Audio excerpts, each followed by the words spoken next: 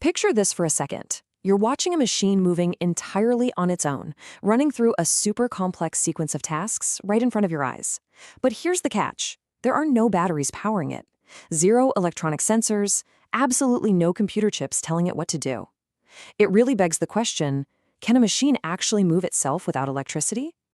Now, if you think that sounds like modern sci-fi or maybe some hypothetical mechanical puzzle, you're definitely not alone. But the reality is actually so much more fascinating. Because roughly 800 years ago, deep inside a medieval palace, the answer to that question was already a resounding, undeniable yes. Welcome to This Explainer. Today, we're putting the spotlight on a completely forgotten genius, a guy who made machines move all by themselves centuries before the first circuit board was even a thought. We're going to break down the science and the crazy history behind Al-Jazari's 800-year-old robot, the mechanical servant that served a king. Okay, let's jump right into part one, the impossible machine, engineering that looked like magic. Imagine you've just stepped inside the royal medieval palace of the Artuqid rulers. You're watching water flow, hidden mechanisms are activating, and it's all happening entirely on its own. To folks living in that era, seeing a machine execute a perfectly timed sequence of movements without anybody touching it, it must have seemed like pure magic. But to really grasp how impossible this machine seemed, we have to talk about the timeline.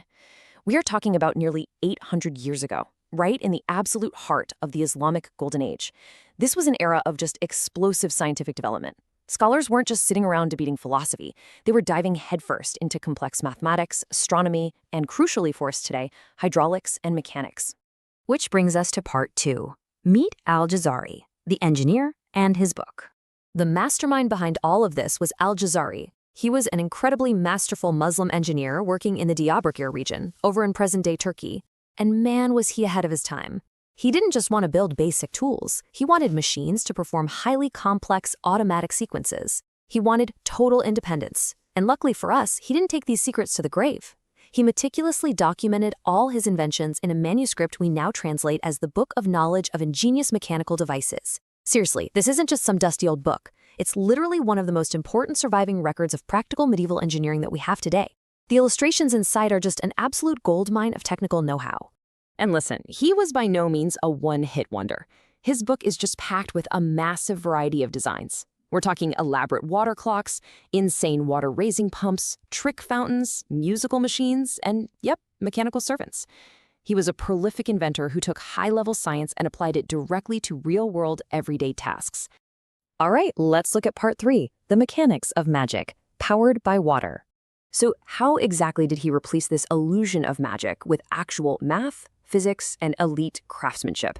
Well, to understand his genius, we first need to define a really specific concept, the automaton. An automaton is basically a machine designed to perform actions automatically once it's activated, relying purely on physical, mechanical components instead of digital logic.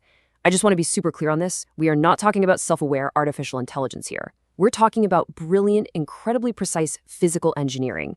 Think about it. With no electricity, Al-Jazari had to use the constant, highly predictable forces of water and gravity to trigger a mechanical chain reaction. It goes like this. Step 1, a container fills with water. Step 2, as it fills up, the weight obviously changes. Step 3, that sudden shift in weight causes a precisely placed float or lever to move. And finally, step 4, that specific movement opens or closes a valve, dumping the water into the next chamber and continuing the whole sequence.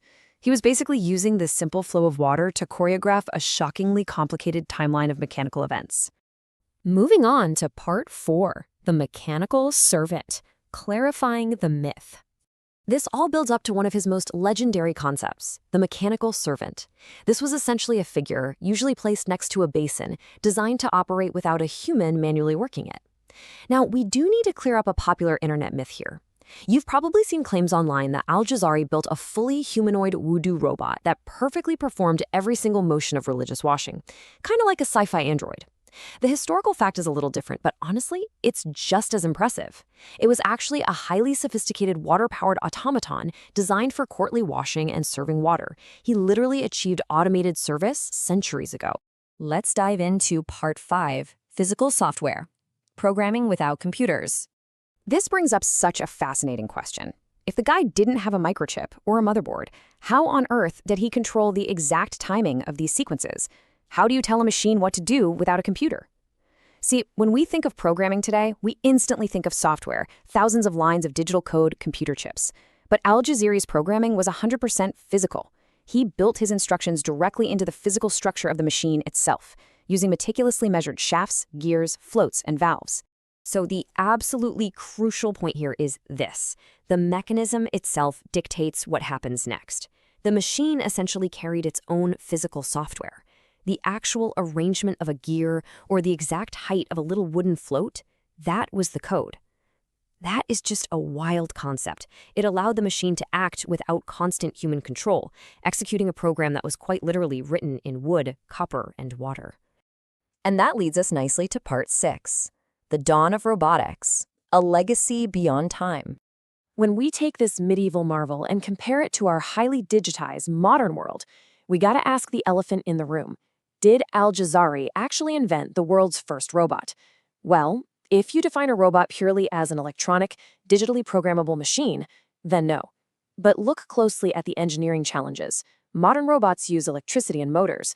Al-Jazari used water and gravity. Modern logic uses AI. He used pure mechanical control. Modern control relies on digital sensors and code. His relied on floats and valves. The tech itself shifted radically over the centuries, but the core engineering puzzle, getting a machine to perform a task automatically, is exactly the same. Just look at these concepts: mechanical control, automation, programmable sequences, physical feedback, the conversion of energy into controlled movement.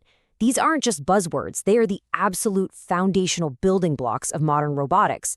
And Al-Jazari was successfully demonstrating every single one of them centuries before the electron was even discovered. He proved that the dream of automation has a much, much longer history than we usually give it credit for. Ultimately, Al-Jazari took the scientific principles available to him at the time, mainly water and gravity, and transformed them into machines that looked like sheer magic to anyone watching. And I think that leaves us with a really provocative thought to end on today. If the foundational concepts for the future of technology actually began 800 years ago with nothing but water, gears, and floats, what kind of magic are we building today that's going to define the world centuries from now? The future of technology, it seems, almost always begins long before the rest of the world is truly ready for it. Thanks for exploring this with me.